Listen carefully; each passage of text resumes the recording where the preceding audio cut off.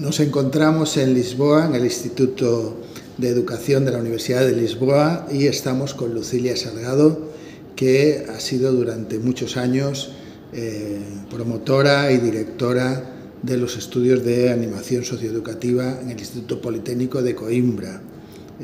Buenas tardes, Lucília, bienvenida. La primera pregunta sería ¿qué ha significado la formación, los 25 años que se han celebrado ahora de formación en el Instituto Politécnico de Coimbra? Foram 25 anos de um trabalho muito interessante, um trabalho muito participativo com os alunos, um trabalho de muito construção do próprio curso, do grado, do próprio curso, que foi feito com os alunos.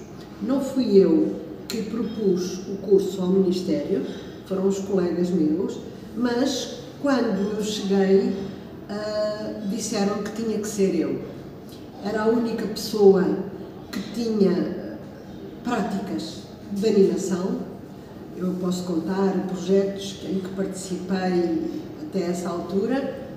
Tinha uma formação, tinha uma pós-graduação feita na Universidade de Geneve, que era Ciências de Educação sem menção, mas que era tudo o que fosse educação não formal, com Pierre Furter, precisamente, a gestão dos sistemas de formação e outras unidades curriculares, e portanto seria eu que tinha que pegar no curso.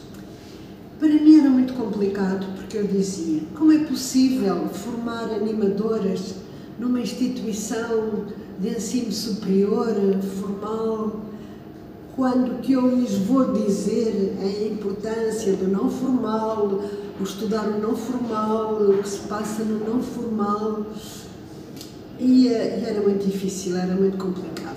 Dizia, vamos para a frente.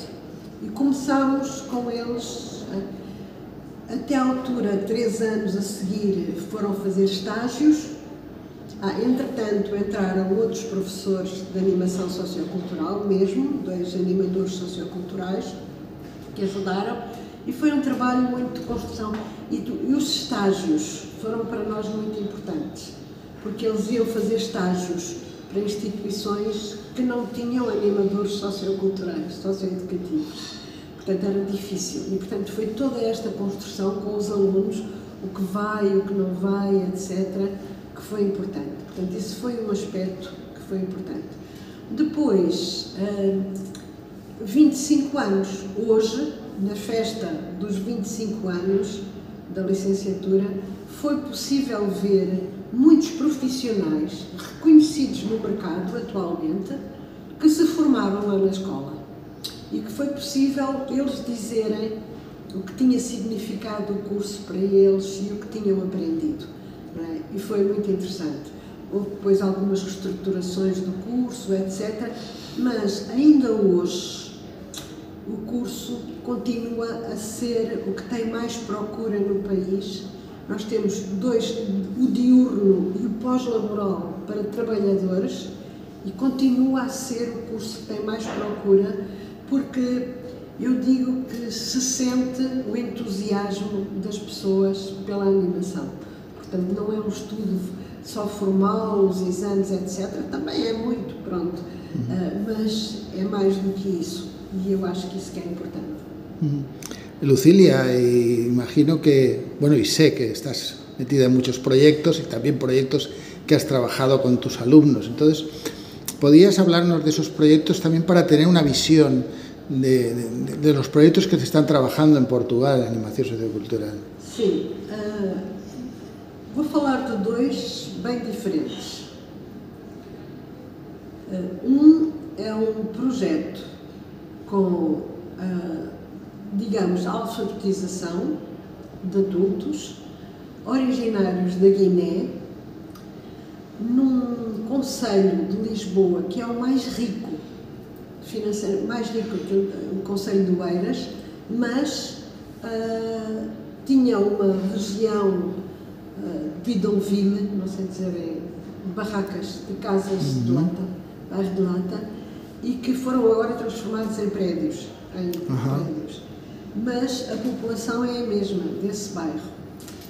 E é interessante este projeto para mim, porque eu decidi criar um espaço de formação, na linha do Pierre Furter, precisamente, um espaço de formação. E, portanto, vem toda a gente que quiser do bairro, e nós temos pessoas que vêm aprender a ler, que nunca viram algo escrito à frente, nunca tiveram contacto com a escrita, outras que já sabem que é para desenvolver a literacia só, vêm uns que vêm para aprender português, porque isto é Guiné, Bissau e Senegal, e portanto vêm aprender português, porque falam francês. Depois tem mais o quê? E temos jovens, alguns nascidos no bairro que vieram depois, mas que tiveram sucesso na escola. É muito raro e ninguém pensa nestes jovens. E para estes jovens foi muito importante a nossa presença, porque éramos pessoas com graus, mas que éramos simples como eles, não éramos pessoas de cátedra. E isso foi bom para eles, e eles decidiram ir estudar, ir continuar a fazer os estudos. Vieram para a universidade, alguns deles. Isto foi uma parte importante. Bom, estes jovens foram eles que foram fazer a alfabetização, que foram trabalhar com as outras pessoas da comunidade. Porque eles diziam, um dizia, eu antes já queria fazer alguma coisa aqui para as pessoas, mas não sabia o quê. E que, inclusive, pensavam voltar à Guiné e fazer este trabalho. Pronto, eu achei que era muito bonito, porque tu trabalhas com os grupos todos diferentes. Primeiro, uma coisa que eu aprendi sobre os espaços de formação, eu já sabia teoricamente, mas ali vi a heterogeneidade e o reconhecimento da heterogeneidade e a heterogeneidade ser um recurso positivo. Isto é uma vertente que foi muito importante neste bairro.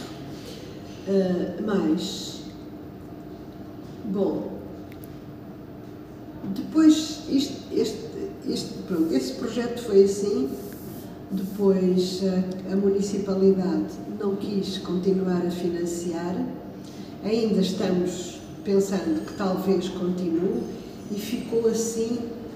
Dá-se-lhes algum apoio, mas agora fazem menos, ainda não têm força para continuar sozinhos. Isto foi um projeto. Outro projeto foi diferente. Foi financiado pela Fundação Carlos de Gulbenkian, que é uma grande fundação em Portugal, e era formação para a cidadania, para formar cidadãos ativos. E teríamos que ter a minha associação, que é a Associação Portuguesa de Cultura e Educação Permanente, teria de ter parceria com outras associações, com outra associação, pelo menos. Nós fizemos logo com 3 associações completamente diferentes da nossa. Cada associação era diferente da nossa. E a Escola Superior de Educação de Coimbra também. Portanto, é uma instituição. E este projeto demorou 2 anos e foi muito interessante, porque nós também dissemos não se pode formar em cidadania senão através da cidadania. Claro. Através da cidadania. Portanto, é necessário 2 coisas. Estes jovens destas associações trabalharem em cidadania e serem tratados com cidadania. Eles próprios, serem respeitados em cidadania e serem tratados em cidadania. Isto foi muito importante, porque foi uma das coisas que manteve os grupos a trabalhar durante estes anos. E foi diferente do que eles fizeram de local para local, não é? Conforme a ideia era, a associação podia continuar a fazer o que fazia antes, continuar o seu trabalho, mas agora com esta vertente da cidadania. E isto aqui foi muito importante, porque nós percebemos, mais uma vez, a importância da heterogeneidade. nós conseguimos, com esta relação entre as associações, dinamizar muito mais as associações e criar atividades novas. Cada associação inspirava-se nas outras, não fazia igual, mas inspirava-se nas outras para fazer as suas atividades. E temos grupos de jovens que falam, e a participação nesses espaços não era jovens, nem era séniores, era toda a gente que quisesse vir, qualquer que fosse a idade. E podíamos fazer o que as pessoas quisessem, desde que a ideia era a vertente da cidadania. Portanto, isto foi um projeto também. Muy interesante. Lucília, nos has hablado de Pierre Furter. Entonces, te preguntaría para ti cuáles son las grandes aportaciones, las principales aportaciones de Pierre Furter a la educación no formal. A educação não formal. Não. A primeira, a grande questão para mim é que eu penso que a teoria de educação que existe construída no quadro das ciências da educação está muito ligada à escola. E a prova é que nós dizemos educação não formal ou educação informal. Nós não dizemos o que é, estamos a dizer o que não é. Era como se eu dissesse, Mário Vichet, tu não és médico. Não te estou a definir nada, estou a dizer o que não és, mas de ti não disse nada. E eu sentia que, e sinto, não é, que isto da educação não formal ou informal não se pode caracterizar pela negativa. Não podes caracterizar algo como a animação sociocultural, a educação permanente, pela negativa. Tens que arranjar um contributo positivo que te diga alguma coisa.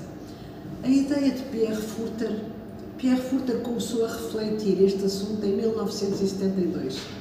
O primeiro extrato que eu tenho é de 72. E ele diz que era necessário e começou a falar de educação difusa.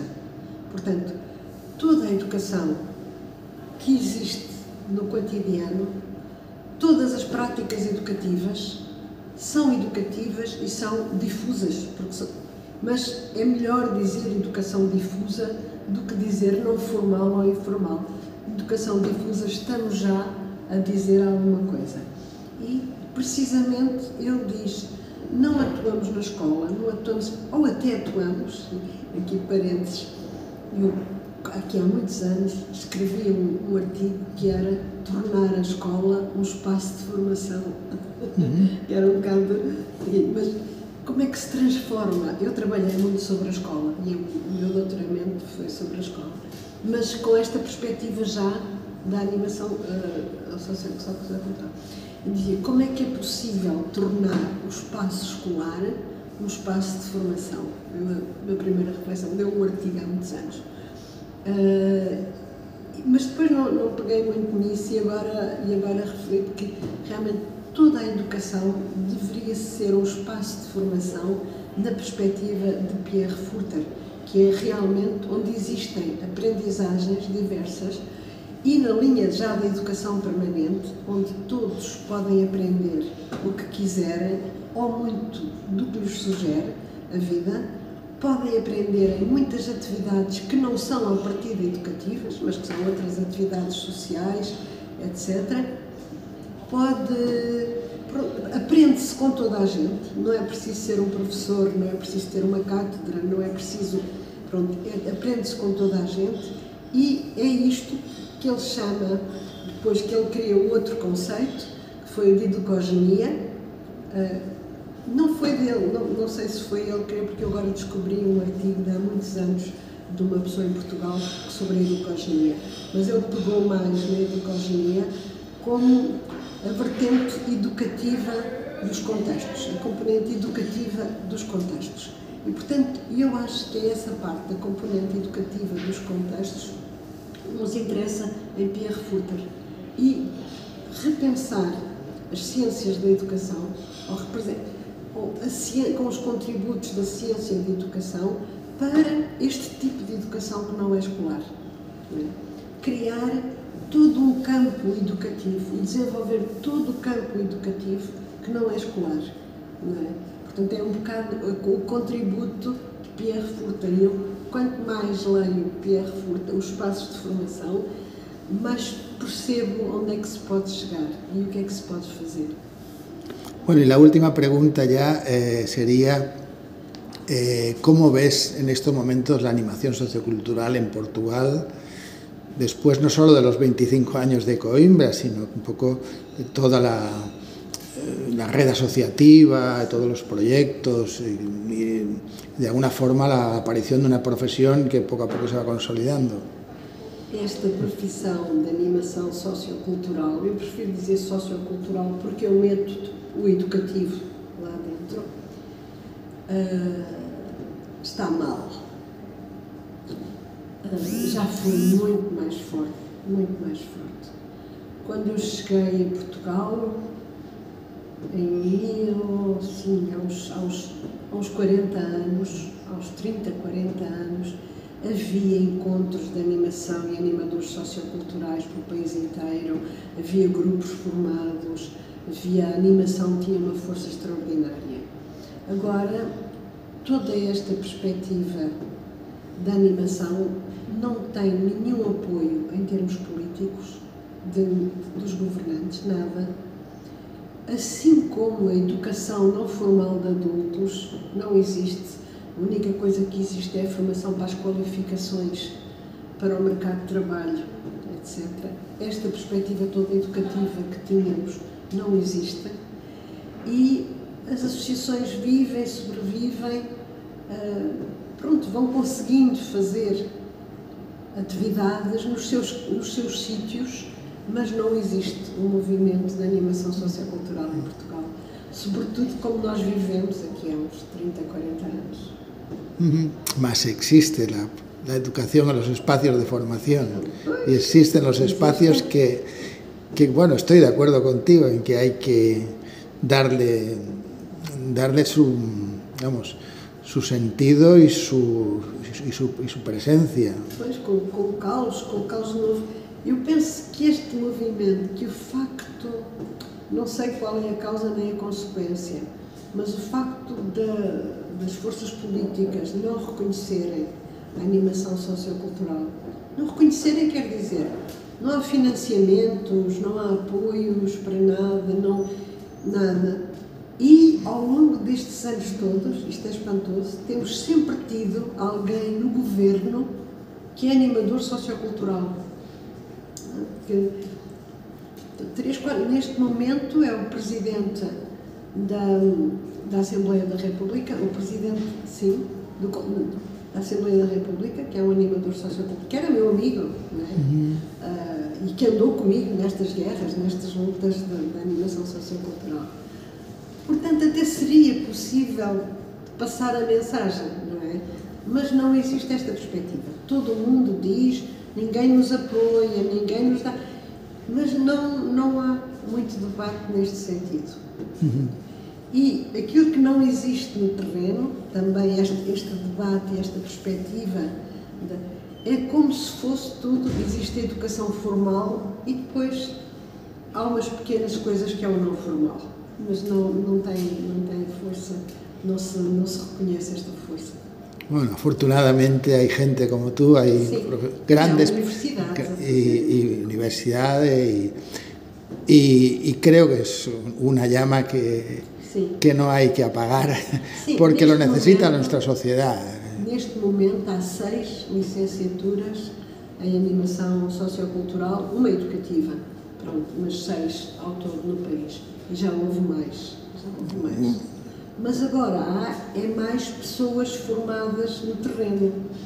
Por exemplo, neste momento, quem tem muito mais atividades de animação sociocultural e lhe percebeu o interesse são as câmaras municipais, as autarquias, não é? As câmaras e as juntas, sim, esses contratam animadores, sim, esses têm atividades de animação, mas precisava de haver um relance aqui da animação sociocultural.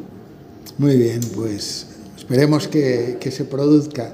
Muito obrigado, Lucilia, por tu presencia y por tus enseñanzas. Y esperamos que sigas estando con nosotros en la revista Quaderns d'Animação e amigos, e mantendo esta amistad que é muito importante. Sim, muito obrigada, Mário. Foi também tu relançares este tema do Pierre Furter e da reflexão sobre Pierre Furter que já me fez desencadear o projeto de criar um espaço de formação. Também te agradeço isso. Obrigada. Muito bem, obrigado.